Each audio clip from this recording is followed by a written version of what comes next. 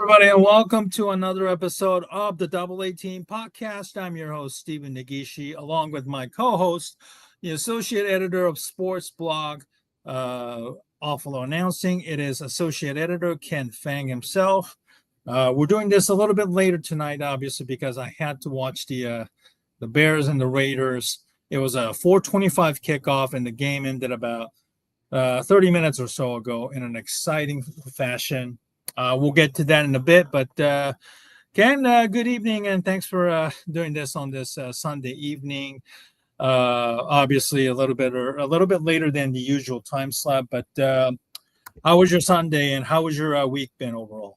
Well, I did a nice walk today, and I think I should have done it after the Cleveland Browns game instead of during. So yeah. I had Red Zone on my iPhone and on my AirPods, and I could hear Joe Flacco throwing interceptions left and right, a punt return, which really angered me. So I just didn't say anything on social media. Usually I'm exasperated, but I just said I said basically, Steve, I have nothing to say about this about the Cleveland Browns performance because there is nothing to say about it. So it was pitiful. It was horrendous. Now the Browns will probably have to think about going to maybe whoever. Yeah, they're going to London this week. Maybe we'll see. We'll see what happens. But it wasn't a good performance against Detroit. But Detroit looks like they found themselves after their week one, beating and shellacking in Green Bay at Lambeau Field. They're 3-1. They've been 3-0 ever since. The Browns, which upset Green Bay, ironically, in a couple weeks last week. And I said last week it gives us an optimism, and we'll find out where they are because after 1-3 sounds a lot worse than 2-2. And your team got to 2-2. We'll talk about that shortly. But my team is now at 1-3. It now has to cross the ocean. The Atlantic Ocean to take on the Minnesota Vikings team, which lost today to Pittsburgh in Ireland, but is going to be staying, going to England next, and basically is going to be totally acclimated to the time difference between Minnesota, the Midwest, and the England time zone. Sure. And by the time Cleveland gets there, which will probably be tomorrow or maybe the next day, it's going to be a little bit different for them. So Minnesota, I don't have much optimism when they play in England next week. It'll be a 9:30 game. It'll be on NFL Network. But today's game, Stephen, was absolutely horrendous. It was one of the worst performances I've seen by the Browns in a long string of bad performances I've seen by this team. And I don't have much optimism when they go next week to take on Minnesota across the pond. Maybe they can surprise me, but in this, as they continue to play the NFC North right now, they're just showing me that they have a long way to go before they get to the next level, Stephen. And it's a very, very long way to the top because right now they're not there. They're not even close. Yeah, it was quickly like a back to reality type of ordeal for you guys. I was actually watching this game on local Fox channel. Obviously, with the Cleveland fans traveling from Cleveland to Detroit. There were a nice number of Browns fans in attendance as well. And, we saw on Monday just how dominant the Lions were against the Ravens. And, the demise of the Lions was kind of like a bit premature, I would say. Absolutely. Without Ben Johnson and Aaron Glenn, both coordinators being gone, the new offensive line and everything, obviously they looked absolutely horrendous against the Packers on an opening week. And then the last 2 weeks, they beat up on the Bears. They beat up on the Ravens, who look nothing like a Super Bowl contender right now. And we'll get to that Ravens-Chiefs game in a little bit later too. But the way they dominated Baltimore Ravens was just absolutely amazing. I have to say, and I'll say this honestly as a Bears fan, They were amazing. The way they were just completely dominating the Ravens on the offensive line, the way they were just rushing up the middle, with their running game of David Montgomery and Jameer Gibbs. They were just harassing Lamar Jackson all night, 7 sacks versus 0 sacks given up. That is not an abomination. This was just an incredible performance put on by the Lions. It's a massive wake up call for teams, not just in the NFC North, but for the entire league. The Lions have figure it out. And like I said, the death of the Lions is somewhat of a premature now. Yeah. And then they took it out on the Browns today. It was a little bit close. The first drive, I think the Browns, went for it on 4th down and scored a touchdown. Obviously, the carryover effect of the upset win over the Packers was still very much there. But from that point on, everything just kind of like snowballed. The defense, your Browns defense, did its job. They were, playing great run defense. They were also, harassing Jared Goff, some off-time throws, but in the end, though, unfortunately, just the talent level, especially on the offensive side, was just pretty much evident. I think there was one play, I believe, where Flacco, I think he threw 2 critical picks, I guess, in the first half. There was one that he threw to the sideline where there was nobody there, and the Lions defender just picked it off in the air. I don't know what that was either. And then the other one, which I think was a total backbreaker, was, I think, a 3rd down play where Flacco threw it to Jerry Jeudy, who looked like he was, maybe the defender got him, but then Terrion Arnold, I believe the corner, picked it up while in the air, and then just basically darted down near the 10-yard line or so. Turned out it looked like, though, Jerry Jeudy slipped and fell down as he was trying to turn around, and then the Lions defender Terrion Arnold was there to pick it up while in midair. And I think that was like the kind of the play that really broke the Cleveland Browns. And it was a very competitive game for about maybe the first half, and then the second half, just like the levee completely broke. Offensively, defensively, the Lions just had their way against your Browns, and again, the Browns go to London this week. Obviously, they have a huge challenge because Minnesota is already there. They lost to the Vikings in Ireland, and we'll get to that game and then in a little bit. But they stay in same time zone, same area pretty much. Traveling from Ireland to England isn't that far. No, it's not that far. It's like maybe like an hour or two by plane anyway, and so. Yeah, the Browns have a distinct disadvantage that they have to overcome, and will be very, very interesting to see how the Browns bounce back after a terrible loss, and then a week before they had a great victory against the Green Bay Packers, which they truly deserve, and you failed to capitalize and kind of build upon that. So I'm very curious to see where the Browns go from here too. And the fact is that I think the United States government is going to have to apologize to England and the fans of England for the Cleveland Browns, because this may cause an international incident, because the Browns, the quality of the Browns of football may not be very good. And as a matter of fact, Sky Sports, which airs the National Football League in England, may be forced to shut down, because fans will be revolting over the Browns perform. Of course, I'm joking, but I'm not very optimistic about the Browns next week. So especially the Vikings, I know they didn't perform very well against the Steelers this morning. They made it close at the end, and Carson Wentz, he had a couple of picks that were very questionable.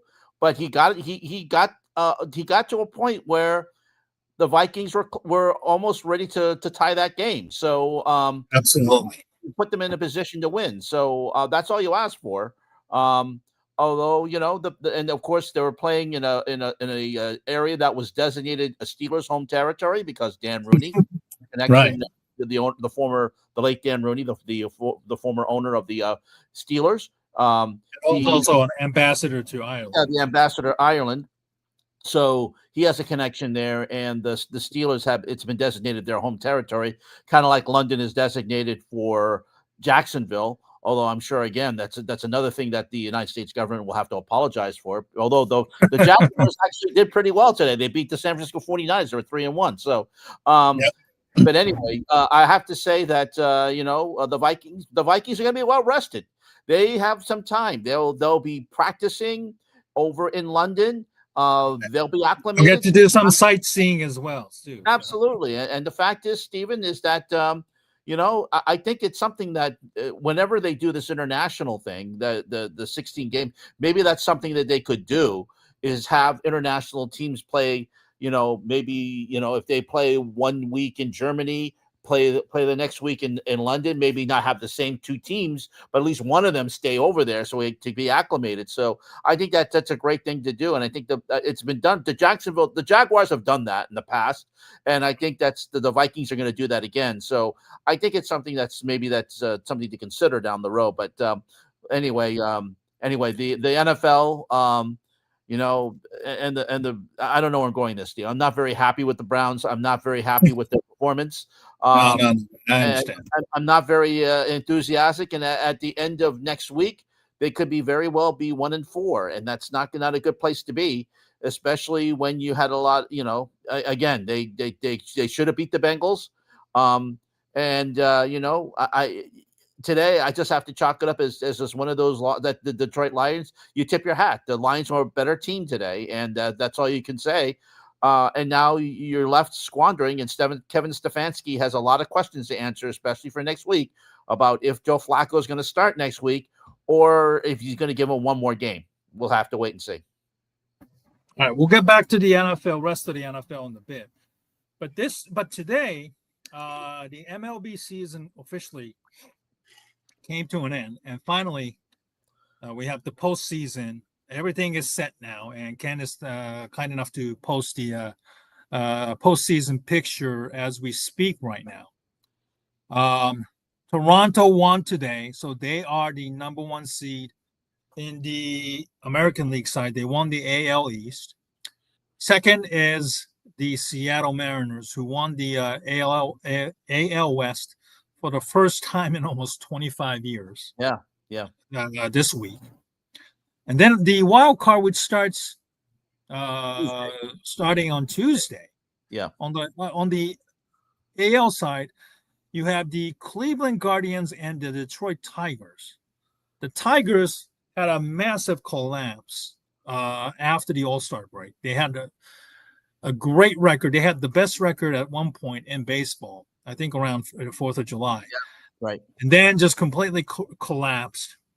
People out here in the Detroit area were just basically freaking out and upset over GM Scott Harris's lack of activities during the trade deadline, which unfortunately turned out to be that way because Charlie Morton, the pitcher that they got from Baltimore, was designated for an assignment, who was actually picked up by his former club, the Atlanta Braves. So now they have to go to Cleveland to face the Guardians.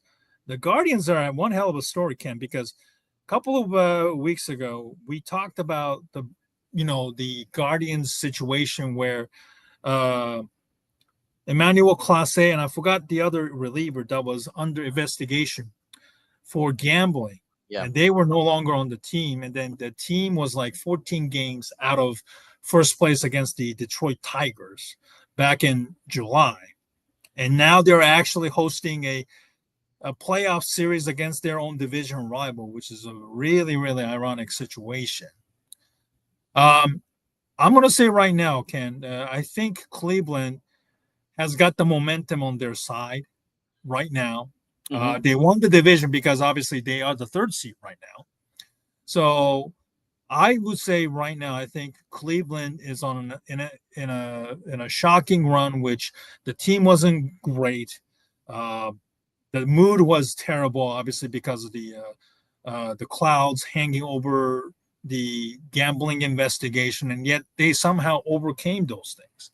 And I think Cleveland is going to come out of this one to face the Seattle Mariners, in my opinion. Do you think it's Cleveland, or do you feel like Detroit still got some juice left? Well, Detroit actually came into Boston for the last series of the weekend. The Red Right. Sox clinched their playoff spot on Friday, and then Detroit clinched their playoff spot on Saturday. And then Detroit was hoping that Cleveland would lose today so they could somehow get the division. But Cleveland won on a walk-off today, and they clinched the division, and now are going to host Cleveland for 3 games, 3 potential games. It'll be 2 games. Detroit, yeah, with Detroit, right? It'll be best of 3 in Cleveland. So it'll be interesting to see what happens. They'll be playing at 1:00. I have the entire schedule, which I'll post in a second, Stephen. But I have a feeling that right now Cleveland has the home field advantage. I'd have to give it to them. Right now they're the hotter team. They're coming in on a really high note. And I have to say, Detroit is limping into this particular postseason right now, Steven. So I have to give the nod to Cleveland. And then you have Boston and the Yankees. Lord knows how many times these two teams have faced each other in the playoffs. One of them will go. Obviously, the winner of this series face a familiar foe in Toronto, so it's not an unusual. It's a bit of an unusual setup here. Ah, boy, I got to tell you what, this is a tough one for me. But you know what? What the hell? I'll go with the Yankees because they're hosting them at home. You got Aaron Judge. It will go 3 games in my opinion. I think this will be a very tough series from start to finish. I'll say this: the Red Sox won the at one point they had won 10 straight games on the Yankees this season. They won the season series. They swept the Yankees all the way until the last series when the Yankees won 2 out of 3 at home at Yankee Stadium. I'm going to say the Red Sox will defeat the Yankees in 2 games. They have no fear of going into Yankee Stadium and winning. And of course, ever since 2004. They have defeated the Yankees in playoff series, so including also the wild card series back in 2019, so in 2018. So I'm going to say that the Red Sox will defeat the Yankees in 2 games at the Bronx. I am biased because I'm a Red Sox fan. I hate the Yankees. To me, the Yankees are everything evil about baseball. They're pretty much known, and of course the Steinbrenner family. I'm not a big fan of theirs. Of course, George has been nice, and he's donated stuff to. When Nesson did their cancer radiothon with WEEI every year, Steinbrenner was nice enough to donate money for cancer research. So I give him that. But as far as the Suns and Randy Levine, they're MAGA people, so I'm not very happy with them. So I'm going to say the Red Sox. I'm not saying that the Red Sox ownership is great or in any way. John Henry has done a lot to basically, ever since the Red Sox won the World Series in 2018, he has basically run the team like a small market team, refusing to spend money. And I think because even in spite of their lack of ability or a lack of want to invest in the team, the Red Sox are going to the postseason, and I say that they will advance against the Toronto Blue Jays. Now, their series against Toronto, a little bit different than what it has against the Yankees. The Red Sox have total confidence against the Yankees, and I have and I'm totally confident they will win that series. Against Toronto, a little bit different story because the Blue Jays have just not intimidated by the Red Sox at all. I think they will beat the Red Sox in the best of 7. Actually, it's the best of 5 when they go to the division series, but we'll wait until we get there. But defeating the Yankees will make my season, which I think will happen in 2 games, and that's where I'm going with. Okay, I know it's a little bit early because we don't know who's going to be coming out of the wild card, but so Toronto or Seattle or any of the wild card teams, who do you like coming out of the AL? Well, Seattle's a great story, of course. They have Cal Raleigh, of course. And I think he's going to be the most valuable player for a lot. I know the New York media wants Aaron Judge to win it. To hell with the New York Right. media. Cal Raleigh's the story. His nickname, the Dumper, is great. The Big Dumper is absolutely great.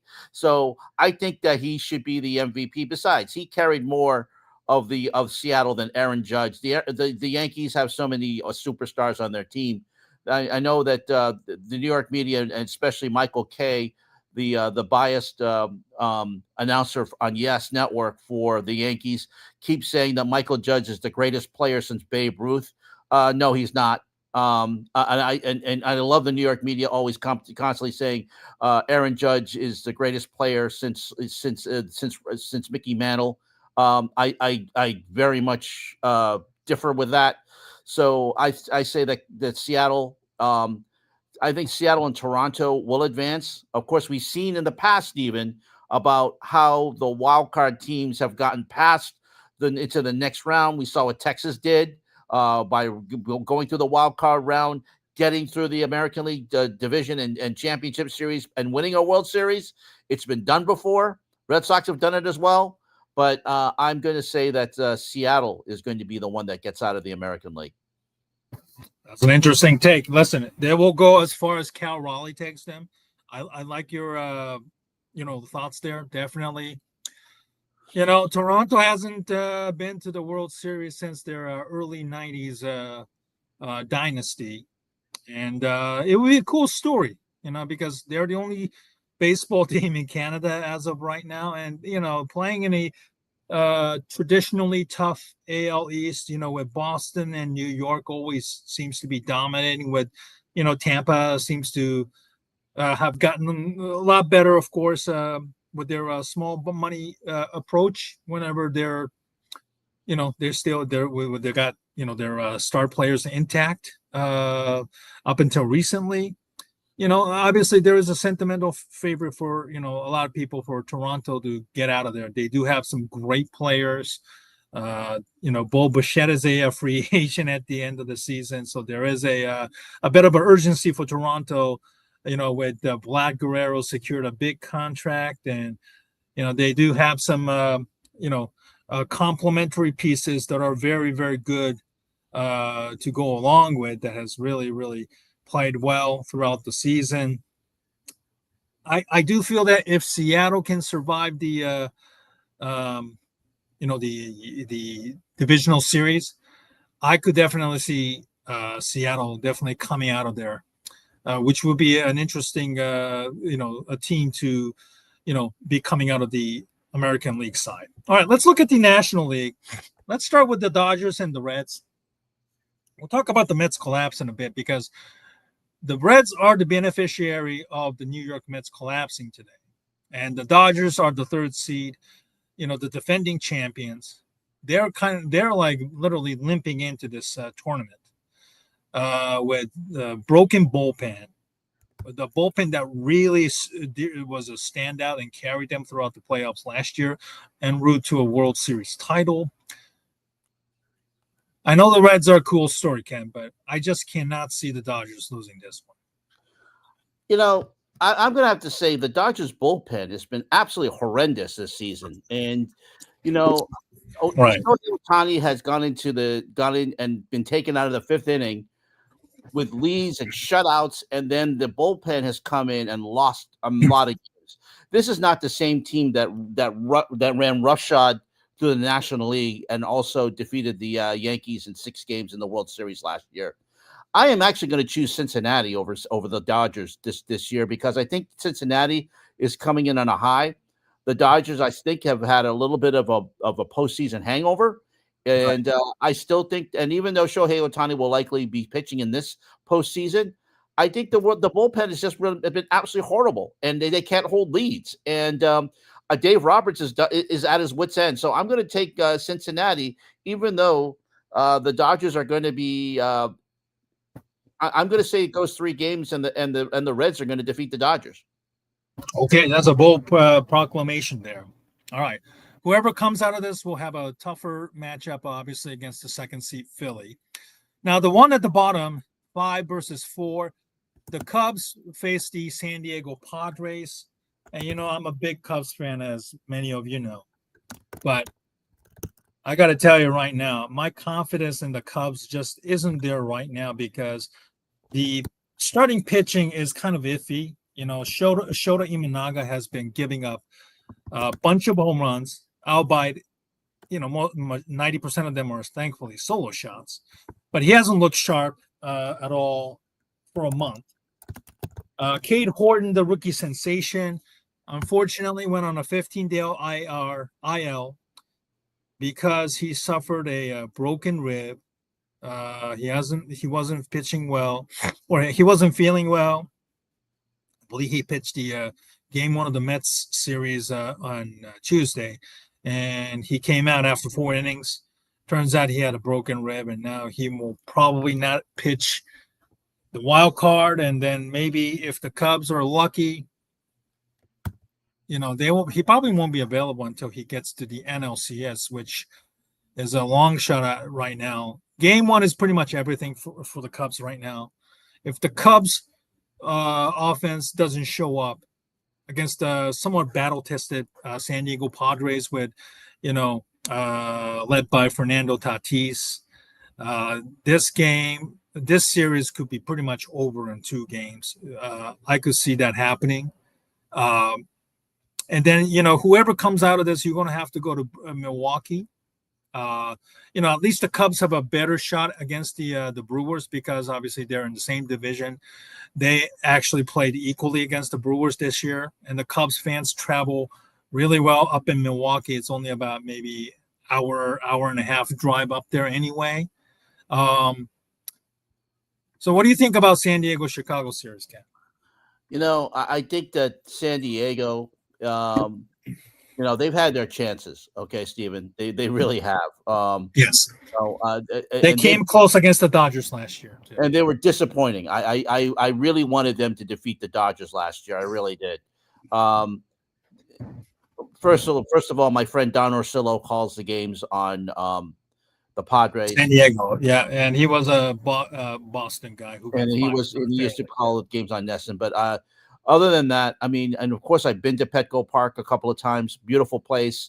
I would have loved to have seen them win. I think their window is closing. They've got to do it now because like I said, there have been too many disappointments.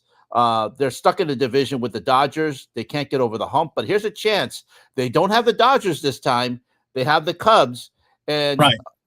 I know this is a long time ago. In 1984, the Cubs are up 2 games. Yeah, 40 years ago, 41 years ago. Yeah, there's nothing to do with that. But I still think the Padres are going to win this one. I think it'll go 3 games, and I think the Padres will get the edge over the Cubs on this one. I just think that I just think they have something over. They need to do this. So as much as I know it pains you to hear me say that, you pick the Yankees, but I'm picking the Padres on this one. No, I said the Padres. If the Cubs lose game 1, okay. It's over. Yeah, if the Cubs lose the first game, it's over, I think. Right. So right. All right. So NL, pretty much it's Milwaukee, Philly, and then somebody from the wild card. Who do you have more confidence in? Who do you like out of this? I like Philadelphia. Milwaukee's a great story. I think Milwaukee and Philadelphia will advance to the NLCS, but I think Philadelphia is going to advance over Milwaukee. I just think there's something about this Philadelphia team. Sure. And of course, Kyle Schwarber, he's hitting home runs left and right, and I will take Philadelphia to advance to the World Series. Yeah, this is Schwarber's a free agent at the end of this year. I mean, there is I do believe that there is a urgency on the Philly side because some of the players are getting older. Schwarber being one of them. Bryce Harper is in his 30s also as well. Trey Turner, early 30s. There are a lot of the 30 guys on this team. They really need to. I think this is a now or never situation for the Philadelphia Phillies. I do believe that, I kind of agree. If Phillies gets past the Dodgers, I think it's the Phillies. But if God forbid, if the Dodgers knock off the Phillies, I think it's pretty much anything can happen. And I think if the Dodgers get on a run, then it's the Dodgers. It's the Phillies or the Dodgers, in my opinion. I'm not saying that as a Cubs fan, but I don't know how much Milwaukee can actually do in the postseason. They came close last year against the Mets before they serve up a 2-run home run that really ruined their season in the wild card. By the way, so yeah, I think there is a more urgency side from Philly versus Milwaukee. Milwaukee, if they can find a way to hit, I think they'll be dangerous. They don't have a lot of big hitters who can hit 30, 40 home runs like you have with Phillies and the Dodgers. So, that will be the key. How much can they actually squeeze out of their lineup without big time hitters like, you have Phillies with Schwarber and Harper. You have the Dodgers with, Otani and the Freeman. So that's going to be a very interesting take. Look, which begins Tuesday afternoon. Make sure to check your local listings for the dates and time for the games. It's going to be all over TBS, ABC, and ESPN as well. So there's going to be it's going to be all over the place. ABC, local ABC, ESPN, and there's going to be a lot of things to look into it. All right, let's do some quick look at the week 4 NFL review. Last week at this time, we talked about Russell Wilson getting benched and Jackson Dart finally starting. And it's actually quite a shocking because I did not give this Giants team any shot, and I don't think neither did you. But in a stunning upset, the Chargers lost to the New York Giants. Jackson Dart era has officially began, and it began with a W. I'm really stunned. I think it has more to do with maybe Chargers shooting themselves in the foot more so than the Giants being good. But I'll give credit to the Giants. They played well. Dart, they did play well. They have some talent. There's no question. I was very impressed, Steven. The defense stepped up. It's just like, I don't know what it was. And I think what's interesting is that when you heard on Thursday night that the analysts there, Tony Gonzalez and Richard Sherman, had played with Russell Wilson, you could tell they didn't like Russell Wilson at all. They didn't like his style. And I think that kind of led to the downfall. I think it kind of led to the downfall. I mean, I know Brian Dable's not going to listen to analysts, but I also think at the same time, he saw the writing on the wall that Russell Wilson just doesn't have it anymore. And he knew that if he played him another game, that this could be easily 0-4. So, and the fact is that Dart made good decisions. He really did. He used really did. The numbers weren't impressive, but he did make some great decisions with his legs too. So yeah, and he ran when he had to. The Giants want that. The Giants, and they put him in a couple times this season for him to run, not to throw. But here he is. He did some great. He made plays out there, and when they had to, he got the job done. And as you mentioned, the Chargers flying out to East Coast to playing an early game. This sometimes is not advantageous for West Coast teams, and that's what we saw. And Justin Herbert, I don't know what happened with him. I don't know. I don't know what's going on. I expected a lot more. The Chargers, I thought, would play a lot better, but give it to the Giants. They had the opportunity. They saw an opportunity, and they took the game. So hats off to them. Yeah, the only downside to their victory is Malik Neighbors suffering a torn ACL in the infamous MetLife turf, AstroTurf, which, by the way, they will be replaced next year in time for the World Cup 2026, and thankfully they will stay with the grass turf by FIFA rules of course. But unfortunately, another player became the victim of their turf. I believe Mhm. Nick Bosa suffered a serious injury. Yeah. And don't Yeah, forget I think Aaron several Rodgers. years ago during Yeah. COVID years, unfortunately. So Yeah. it's unfortunate that they don't seem to, at least in this case, the Giants and the Jets, of course, they don't seem to listen and learn. And now, ironically, their player, their own star, suffered a massive injury that, Yeah. torn ACL. You're definitely not only gone for the year, you're definitely going to be rehabbing well into OTAs if depending on the severity and the surgery Yeah. of it. So And Giants, there were a go ahead. couple of plays earlier in the game before he got injured that you could see the potential of dart to neighbors. They were clicking. They were Yep, throwing they were there clicking. were a couple of passes, and you thought, this is going to be a potential great connection over the next 3 to 4 years.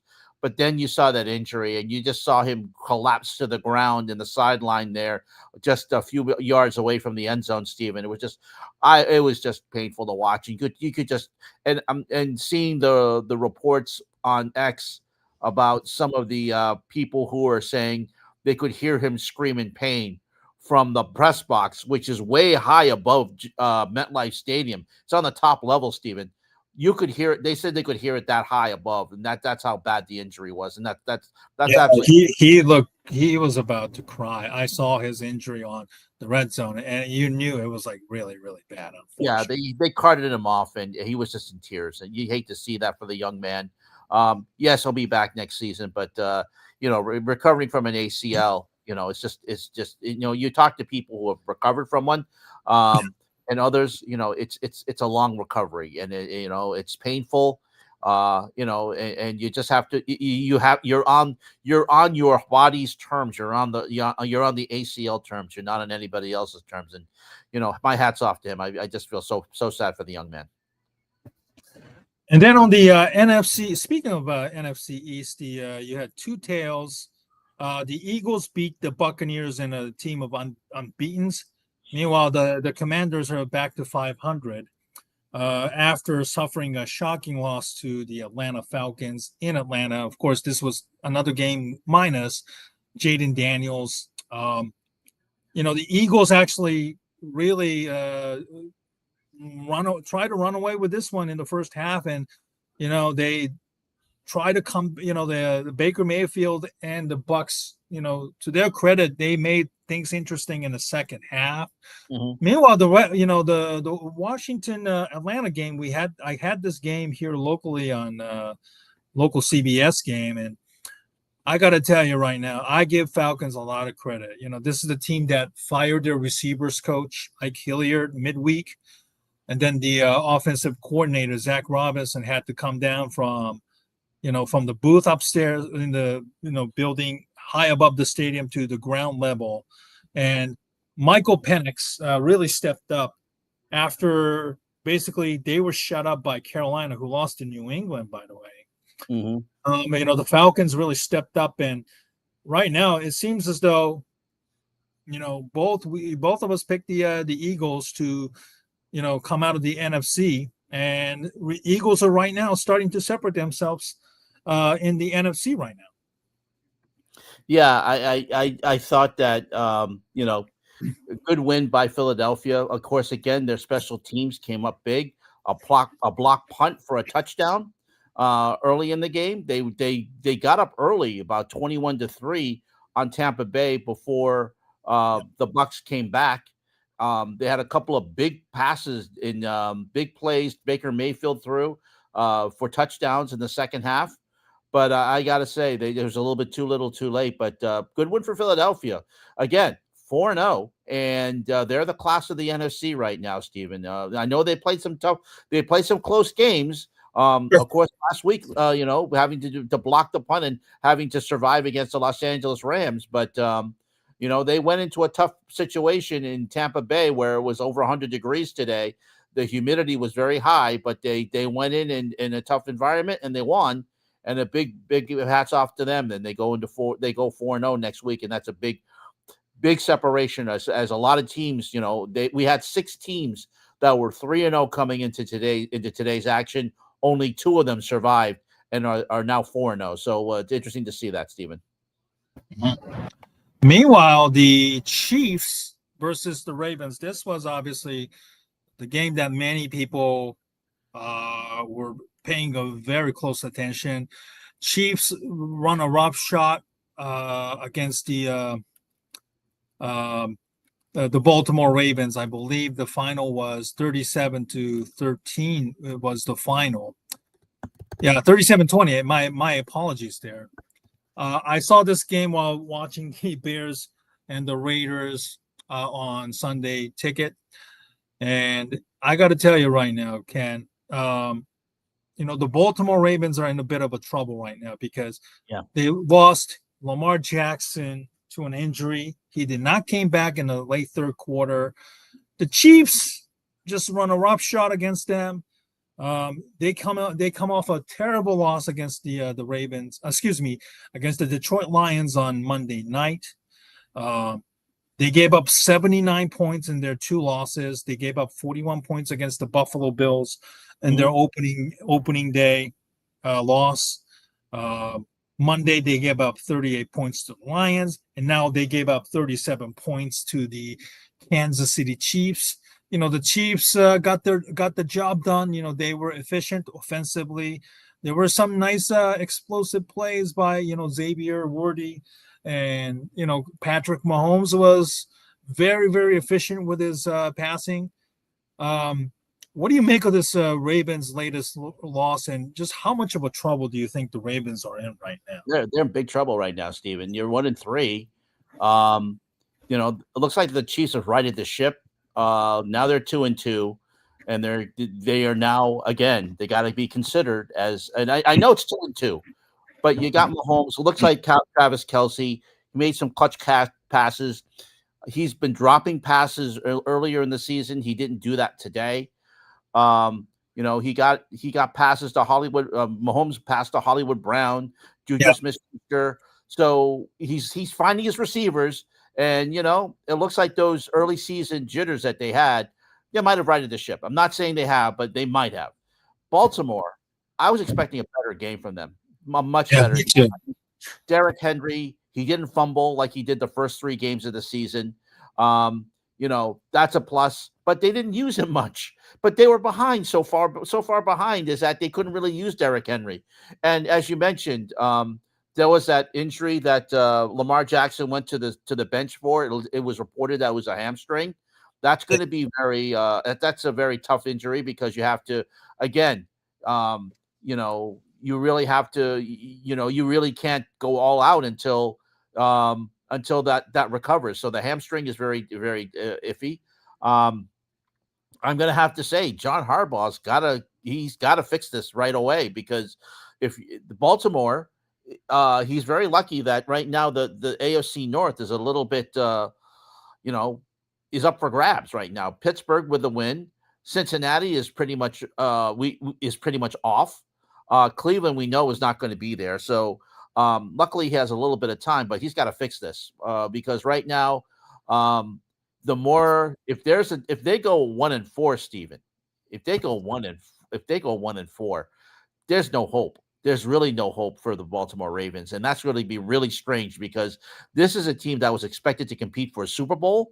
It was expected that with Lamar Jackson and Derrick Henry, another season with them, that they would be on the top of the AFC North and Pittsburgh reeling.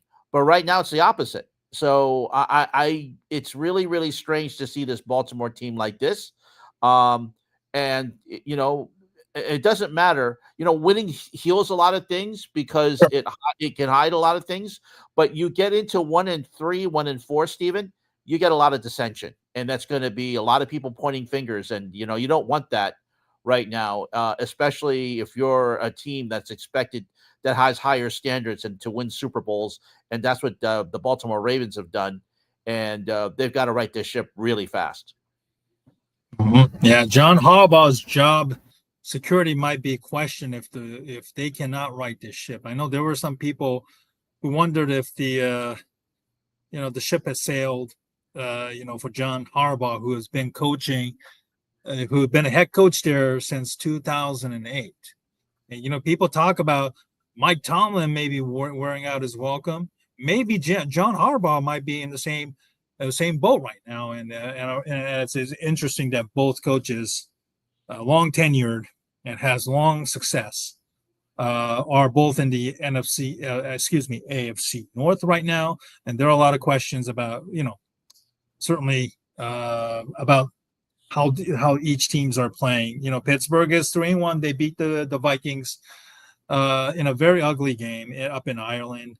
Offensively, Aaron Rodgers got it done.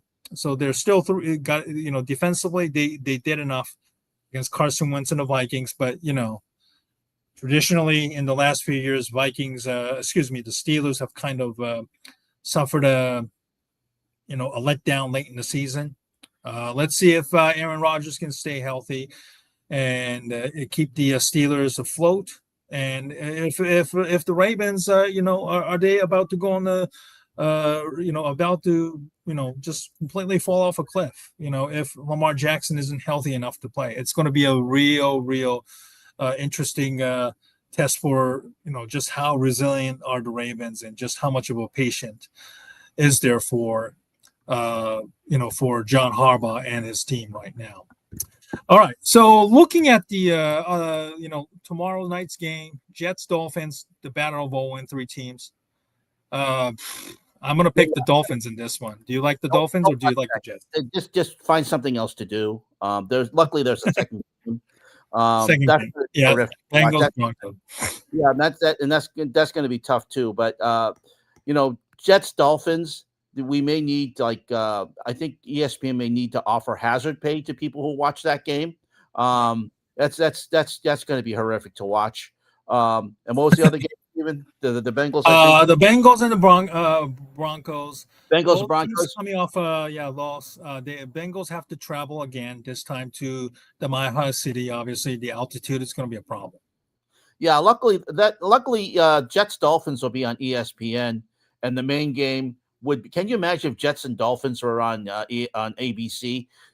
There would be probably a revolt. I mean, they'll probably Nexstar and Sinclair affiliates would probably try and shut down try not to air that game, just like they did with Jimmy Kimmel last week. But no, again, that was I would like to think that Cincinnati and Denver will get a pretty decent audience because the Broncos have a national following.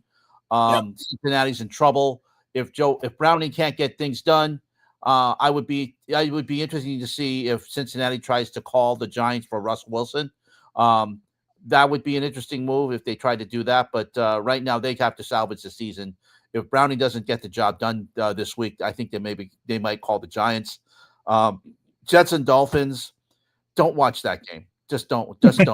Unless you gamble on that game, don't watch it. I will say. One of my coworkers is a big Dolphins fan, and I really think that Mike McDaniel is going to be on the hot seat, especially if they lose to the Jets tomorrow. So I wouldn't be surprised if the Dolphins ownership just asked him not to go home, just to stay off, just find another way to get home. Don't fly on the Dolphins plane and just take drive home, find another alternate way transportation home, because you lose the Jets tomorrow, that's just embarrassing. Oh yeah, absolutely. All right, let's look into last night's college football in a nutshell. Very interesting schedule, really loaded schedule, I should say. Last night, my Illinois team thankfully came out on top of USC 34-32 on a last-second field goal. Listen, Illinois was very sloppy with the ball. They lost 2 turnovers by 2 running backs near the goal line, and one of them in the first half, Caden Fagan. I cannot believe that was even ruled a fumble because he was down. And then late in the fourth quarter, when Khalil Valentine was about to score, he somehow the ball squirted out of his hand and lost it. USC recovered. They scored a little bit too early with about 90 seconds left. Luke Altmaier took the field, 4 seconds to go. They actually put the Illini in a good position for a game-winning kick. David Olano kicked it. I know people are laughing that Illinois students stormed the field by beating a substandard USC team, but this was a homecoming game, and if you remember a week ago at this time, they got their ass kicked by Indiana on national television, and it wasn't even close. So, hats off to Brett Bielema for bouncing back, helping the Illini right back on track, with a great win. And then the big one, of course, was Alabama, Georgia, and then Penn State, Oregon on same time slot. And we might get into this in a little bit, but Alabama stunned Georgia at Georgia. Great win for Kalen DeBoer. At least nobody's going to be talking about him getting fired this year or buyouts and stuff like that, at least this year, thankfully. Right. You beat Georgia. That's a big thing. And that's true. And then now, speaking of Georgia, they're 1-7 against Alabama. And nobody's going to be advocating, Kirby Smart to be fired, because that one win, of course, came against the Alabama in the national championship a couple of years ago. So, 1-7 against Alabama, it's a tough one, even without, Nick Saban. That's going to be a tough one to swallow for Georgia. Obviously, the schedule in the SEC is about to get a lot tougher now, and Georgia going to have to run the table basically, because you're going to have to, be lucky in some cases with the schedule, with the way they are. LSU suffered a bad loss in Mississippi. A lot of people are not happy against Brian Kelly. Obviously, that hiring certainly did not make sense from a guy who has never been in the South, primarily coached in the Midwest and North. With the his biggest stop obviously in Notre Dame. Offensively, they're really, really struggling with Garrett Nussmeier. It's about to get a lot worse for Brian Kelly. And then Penn State, Oregon. This was I got to tell you, Oregon had this game until they, allowed Penn State to get back into the game. They went into overtime. They scored first, and then on the very first possession for Penn State in OT, Drew Allen throws a bad pick. Game over. James Franklin now 2-20 or 2-21 against top 10. Can't win the big one. Top 10 teams. Was it top 25 teams in the AP poll? Top 10 maybe historically. Oh man, I got to tell you, I do feel bad for James Franklin. Obviously, that this might not sit well for some Penn State fans, but I got to tell you, Ken, at some point, if you're Penn State, you might have to pull the plug on James Franklin, but on the flip side, you got to hire somebody better to, replace it, which is easier to be said than done.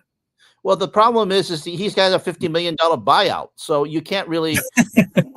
You're stuck. Even if I don't think you're going to find. They can't fire him because that buyout is so expensive. So, and how are you going to justify that? With public funds, Stephen. So, I don't think they can fire him. I thought maybe that at the end of the season, he was going to be. I said you can't keep going like this. But Penn State alums kept saying we can't get rid of him. We want to, but we can't because they have a $50 million buyout. He negotiated it, so more power to him. So I don't think he's going to go anywhere unless he decides to leave on his own. But Stephen, or unless it gets to the point where he gets like a 1-12 season, which is going to happen. So I think that right now that James Franklin he can win against cupcakes and he can win against the lower echelon Big Ten teams. But when it comes to big wins and big games, I don't know what it is. And not only that, his offensive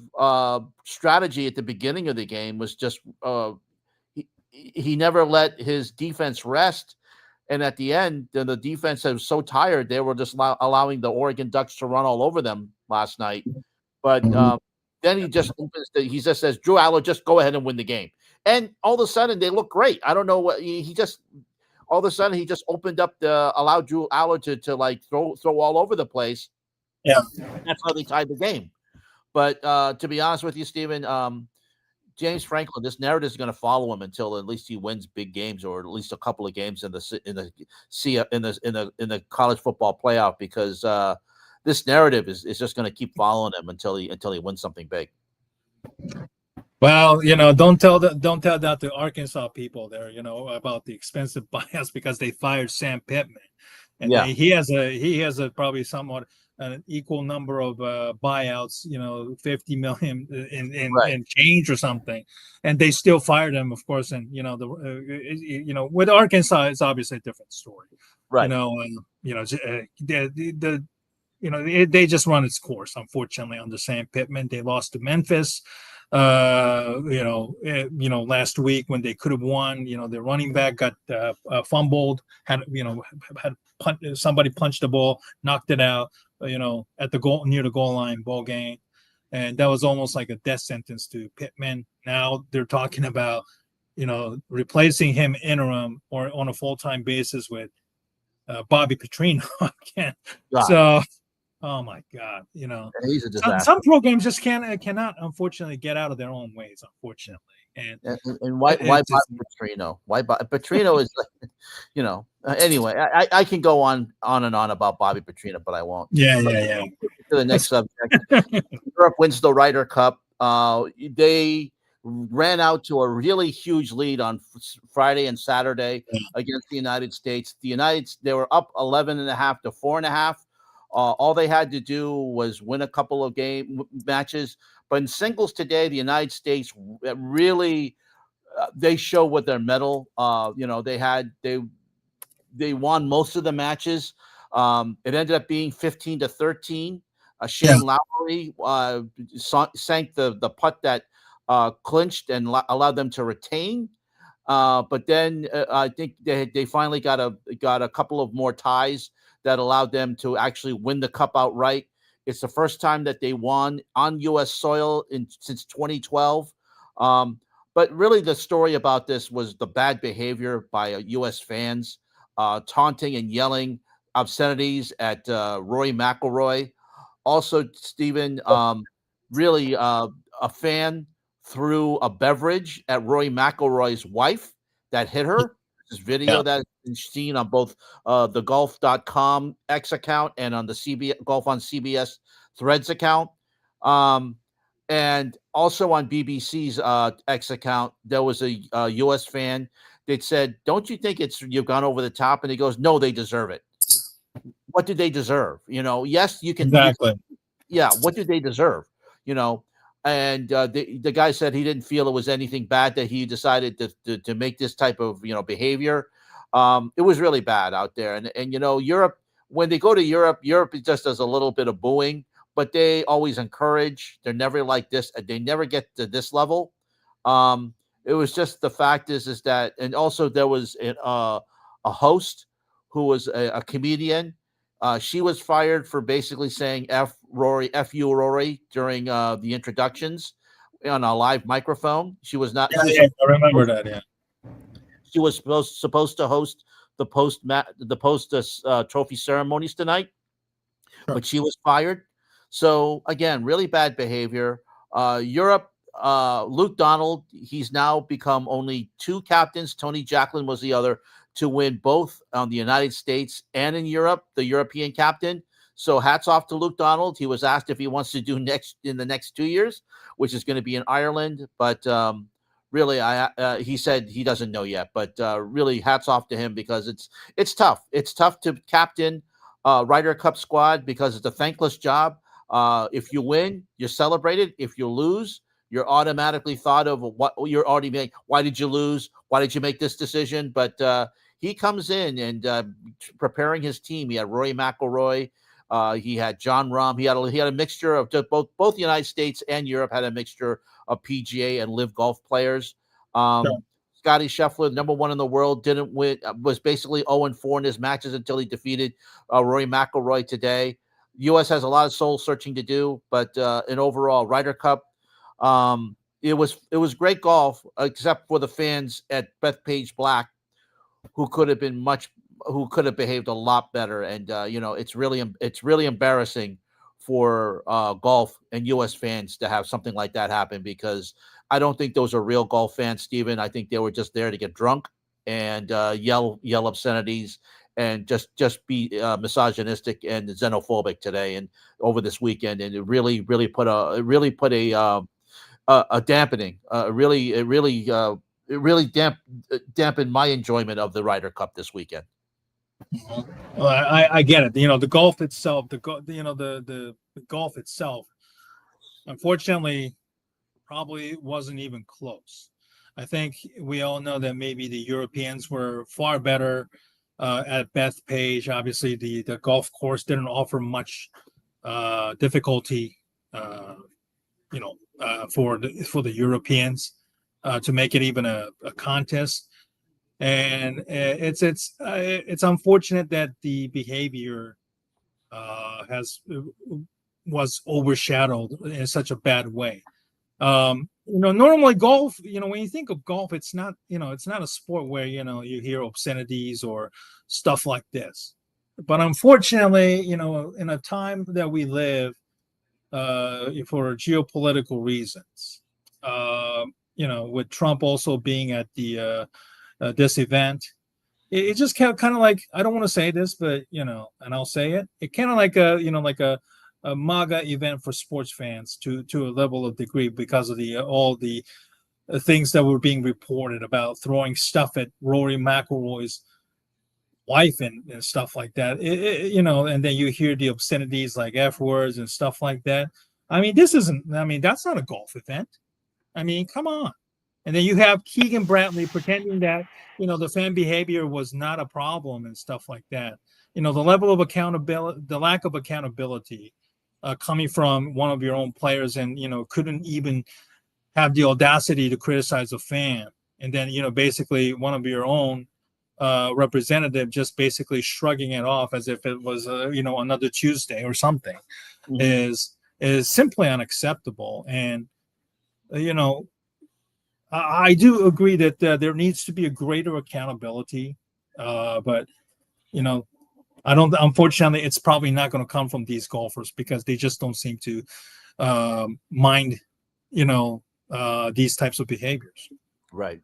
That's too bad too. Luckily, there are a couple of golfers who did ask the crowd to be quiet, but on the whole, it had to be the point where Bethpage and the PGA of America had to hire extra security to ride on bicycles during the golf course yesterday and today to try and keep the behavior down. But still, there was still bad behavior all throughout the event, which is unfortunate, because the Ryder Cup is usually supposed to be fun. It's used to. Yes. And what's interesting, another thing too, is that the United States players wouldn't play unless they were paid. European players refuse to get paid. They say, look, we want to play for our country. We want to play for our continent. And, we can go back. And of course, this goes back to our thoughts on Christian Pulisic. But, I'm not going to get into that, because it's just too much to talk about and too much of a headache to discuss on that end as well. But anyway, just wanted to mention the Euro Cup, the Ryder Cup.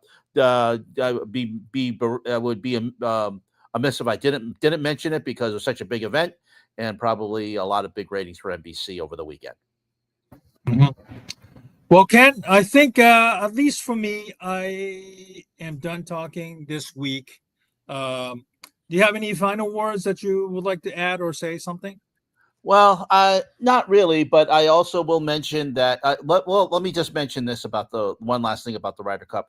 NBC's coverage was absolutely horrendous.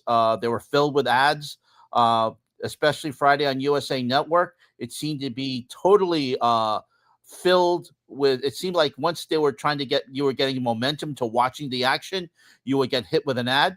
I purposely went to watch Sky Sports through a VPN, and they're one of the streaming services in England. And they did go to ads at the same time as NBC, but not as much. And it seems like a lot of the jingoistic coverage, they brought in Paul McGinley, who was a captain of the Europe, and he said a lot of "we," and he did a lot of open rooting for Europe, which you don't usually see in a broadcast. I don't know why NBC decided. And Paul McGinley's is known as a guy who's usually calls us straight down the middle, but they let him to pretty much just basically go wild and just making openly rooting for Europe. I don't know what NBC was thinking there, but overall their coverage wasn't very good, and the ads was just way too much. And I just think that NBC they do this every year with the majors, whether it's the Open Championship or the U.S. Open. They just fill it with ads, and then they say at the last hour on Sunday, the final round, they said, "Oh, this hour is commercial free." Well, that doesn't, why didn't you do that the entire or like a few more hours? Because NBC's golf coverage is one of the worst, and it's really not enjoyable to watch. But anyway, that's my final word, Stephen. All right. Well, thank you very much for 107 people who joined us tonight on this later than usual live stream. Obviously with the Bears playing a 4:25 game once again.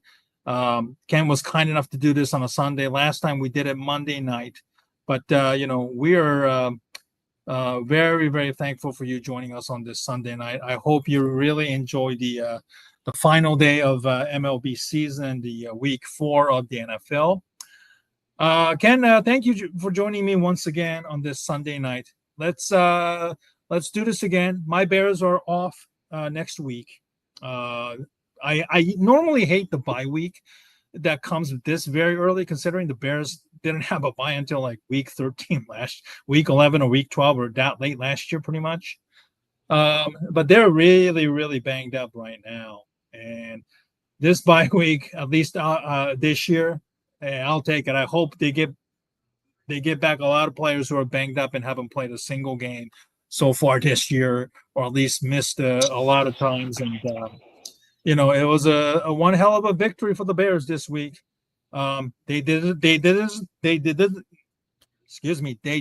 deserve to win this game at all. If you didn't see this game, you go watch the highlights. The Raiders rushed for almost 250 yards rushing, and it was ironic that Ashton Genty picked this game to have a massive breakout game against the Bears, because they couldn't stop crap all day, and yet somehow Bears still ended up finding ways to win this game. So 2-2, I'm going to enjoy the bye. So we will be back at a normal time, 7 p.m. Sunday night Eastern, 7 p.m. Eastern. Ken, thank you very much for joining me once again. And, hopefully the Browns will have a better luck against the Minnesota Vikings next Sunday in London. Again, 9:30 Eastern game this time on NFL Network once again. Enjoy your week, Ken. I look forward to seeing you next Sunday. Yep, have a good weekend sport. We'll see you next Sunday at 7 Eastern, and we'll have a lot to discuss, and we'll know a little bit more about who's advances to the second round of the MLB postseason, and we'll see you at that time. Have a good night, everyone. Take care, everybody.